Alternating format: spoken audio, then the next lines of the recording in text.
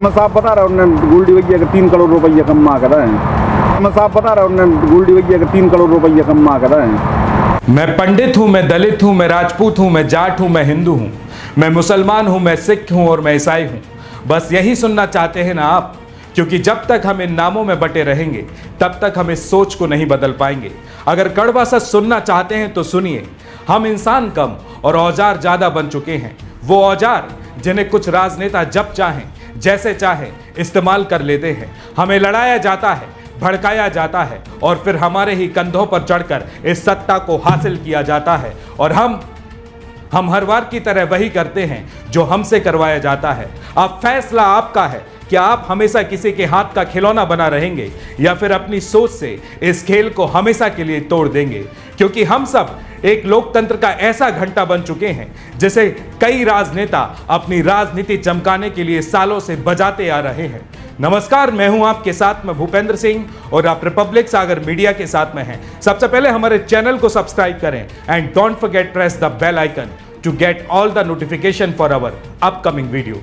ये कहानी सिर्फ किसी एक क्राइम नेटवर्क की नहीं, ये कहानी उस अंधेरे की है जहां कानून की आंखों के सामने ही अपराध पलता है, जहां एक पर्ची पर लगने वाला नंबर किसी की जिंदगी बर्बाद कर देता है। और जब हमने इस काले सच को उजागर करने की हिम्मत की तो हमें इनाम में मिला 48 घंटे में मौत का पैगाम। लेकिन सवाल यह है कि क्या सागर में सच बोलना अब सबसे बड़ा अपराध बन चुका है? हमने 2 अप्रैल को सागर के कैंट थाना क्षेत्र में 9 स्थानों पर चल रहे सट्टे के अवैध कारोबार का कॉन्फिडेंशियल स्टिंग ऑपरेशन के माध्यम से पर्दाफाश किया था। लेकिन हमारी खबर के 2 दिन बाद भी कैंट थाने पुलिस के अधिकारियों द्वारा कोई कार्रवाई नहीं की गई। हमारी इस खबर के बाद कई दर्शकों के मुझे फोन आए और उन्होंने मुझसे कहा कि इस प्रकार के अवैध धंधे तो 20 साल से चल रहे हैं, लेकिन अब ऐसे धंधों को बंद होना चाहिए क्योंकि कई बार यहाँ पर बड़ी बड़ी आपराधिक वारदातें भी होती रहती हैं। तो मैं इस खबर के माध्यम से सभी दर्शकों को बता देना चाहता हूं कि किसी भी क्राइम नेटवर्क का खुलासा करना इतना आसान नहीं होता, क्योंकि क्राइम नेटवर्क को जितना आप लोग आसान समझते हैं यह उतना आसान दिखता नहीं। मतलब क्राइम नेटवर्क जैसा दिखता है वैसा होता नहीं।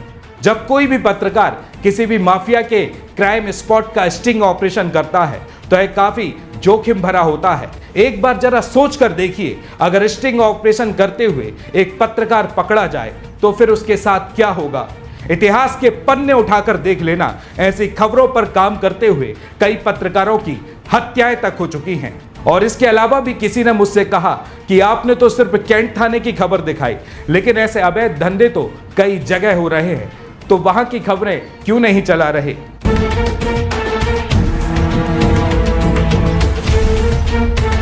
उनको कहने को मतलब जो है कि जैसे हम माल उठा रहे तो दूसरे को माल न जान दे, वो कलारी से हम ही गले हैं पूरा। तो मैं तो जितना आप तो मैं साहब बता रहा हूँ गोल्डी भैया का 3 करोड़ रुपया कमा कर रहे हैं। जिस प्रकार इस बाटल में कितना भी पानी क्यों ना हो, लेकिन इस गिलास में हम उतना ही पानी भर सकते हैं जितनी इस गिलास की कैपेसिटी है। आप समझते हैं मैं क्या बोल रहा हूं? इस बाटल से हम उतना ही पानी भर पाएंगे जितनी इस गिलास में कैपेसिटी है। अब ठीक इसी बाटल में भरे पानी की तरह मेरे पास इस शहर में हो रहे अपराध जगत की पूरी जानकारी है, लेकिन हम यह जानकारी इसी गिलास में भरे पानी की तरह आपके सामने रख सकते हैं। और जैसे ही हम इस काम में सफलता हासिल करेंगे तो हम फिर से दूसरा गिलास भर लेंगे। अब मैं सबको यह बात बता दूं कि एक समय में सिर्फ एक ही काम सफलतापूर्वक किया जा सकता है, और अगर आप एक समय में कई काम करते हैं तो मन भटकता है, एकाग्रता बाधित होती है और परिणाम यह होता है कि हम किसी भी काम में सफलता हासिल नहीं कर पाते। क्योंकि जो हमारी टीम मेहनत करती है तो उसमें काफ़ी समय लगता है, लेकिन जरा एक बार सोच कर देखिए, अगर आपने किसी भी काम के लिए मेहनत की, दिन रात एक किया और उसमें सफलता नहीं मिली तो आपको कैसा लगेगा? लेकिन फिर भी आपकी तसल्ली के लिए एक और कॉन्फिडेंशियल स्टिंग ऑपरेशन पूरे एविडेंस के साथ आप सभी के सामने रख रहा हूं। लेकिन ये कैंट थाने का नहीं बल्कि सागर के मोतीनगर थाने का है। इस पूरे स्टिंग ऑपरेशन को देखकर हमारे दर्शकों को यह तसल्ली होगी कि मेरे पास सिर्फ एक बोतल नहीं बल्कि एक पूरा समुंदर है जिसे मैं एक एक गिलास पानी भरकर पी रहा हूं। तो हमारे सागर में खुरई रोड पर एक कृषि मंडी है और इसी मंडी को घेरती हुई चारों तरफ दुकानें बनी हुई हैं, और इन्हीं दुकानों में एक दुकान ऐसी है जहां पर सट्टे का अवैध कारोबार चल रहा है। जब हम इस दुकान पर पहुंचे तो यहाँ पर एक अलग ही नज़ारा था, जहाँ भीड़ से घिरे हुए लोग 4-5 कुर्सियों पर बैठे एक एक पर्ची हाथ में लेकर सट्टे का नंबर लिख रहे थे। अब जिस दुकान पर यह अवैध कारोबार चल रहा था, यह दुकान मेन रोड पर ही है। अब पता सबको है, लेकिन बताता कोई नहीं। अब इसी दुकान पर हम ग्राहक बनकर सट्टे का नंबर लगाने के लिए पहुंचे और नंबर भी लगा दिया। कल्याण लगे 260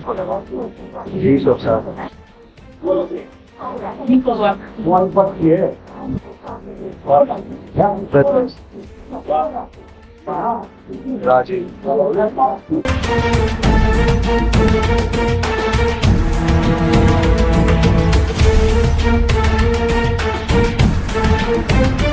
तो वहीं इसके अलावा एक दूसरी तस्वीर भाग्योदय अस्पताल के सामने की है, जहां हरी कलर की त्रिपाल के पीछे 4-5 लोग कुर्सी पर बैठे हैं, लेकिन कुर्सी पर बैठा जो शख्स सट्टे का नंबर बुक करता हुआ दिखाई दे रहा है, शक्ल से एक नाबालिग बालक नजर आता है। अब यहां पर भी हम ग्राहक बनकर गए और एक सट्टे का नंबर लगा दिया। वो हैगा कल्याण। हाँ कल्याण 20 और 60 का भैया की निकली हुई जोड़ी कल्याण।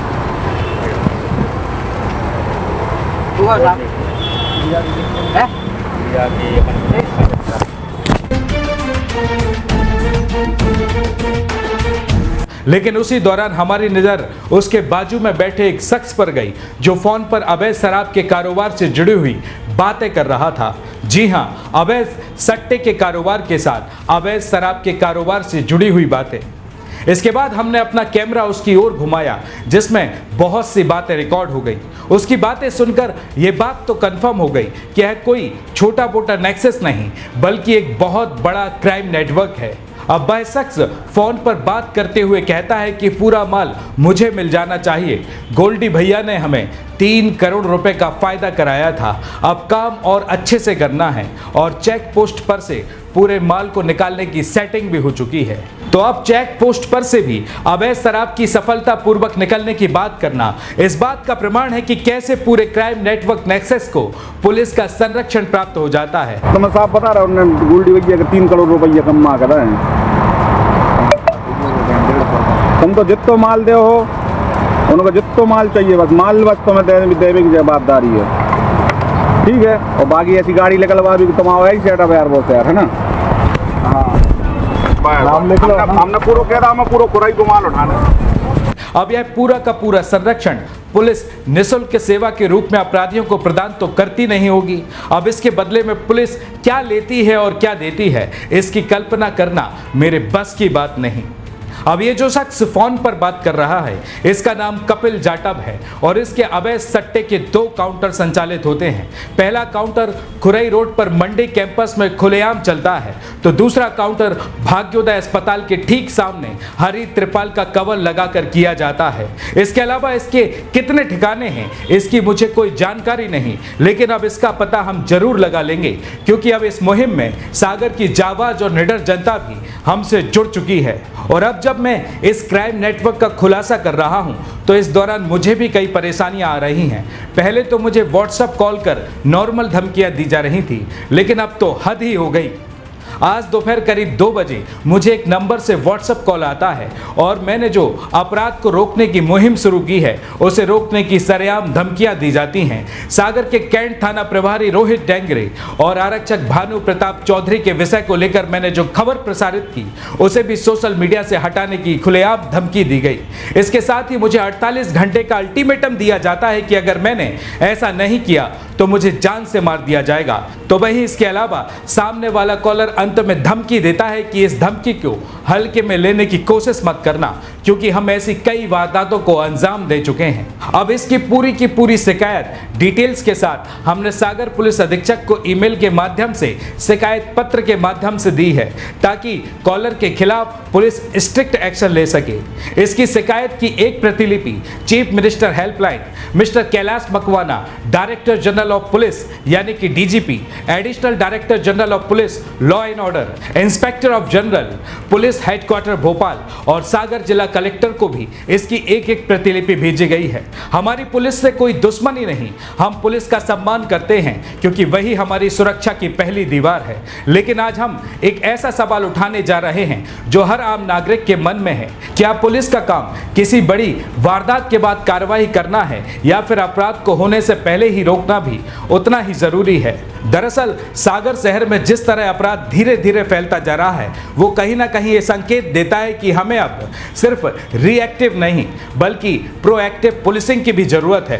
क्योंकि जब कोई अपराध होता है तो वो सिर्फ एक खबर नहीं होती बल्कि उसके पीछे टूटते हैं कई घर, बर्बाद होती हैं कई जिंदगियां। अब हमारी ये आवाज किसी के खिलाफ नहीं बल्कि एक जिम्मेदार नागरिक की अपील है कि पुलिस का हस्तक्षेप उतनी ही मजबूती से पहले हो जितनी मजबूती के बाद किसी आपराधिक घटना घटित होने के बाद में किया जाता है, ताकि अपराध पनपने से पहले ही उसे खत्म किया जा सके और जनता खुद को सुरक्षित महसूस कर सके। तो मैं सागर की जनता से ये पूछना चाहता हूं कि मैं क्या करूं? अपने कदमों को पीछे खींच लूं या फिर इस क्राइम नेटवर्क को निस्तेनाबूद कर दूं जिसने हजारों घर तबाह कर दिए, जिसने सैकड़ों जिंदगियां छीन ली, जिसने कई लोगों को भारी कर्ज के बोझ के तले दबा दिया। अब फैसला सागर की जनता के हाथ में है कि आपको इस मामूली से पत्रकार का साथ देना है या फिर घर पर बैठकर ही सोशल मीडिया पर इस पिक्चर को देखना जारी रखना है। जय हिंद, जय भारत, वंदे मातरम, इंकिलाब जिंदाबाद।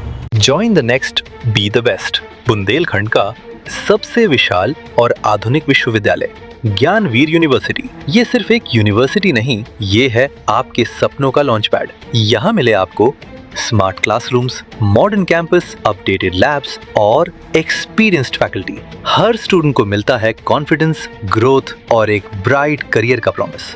नए सेशन के लिए एडमिशन ओपन है, तो इंतजार कैसा? आज ही कांटेक्ट कीजिए।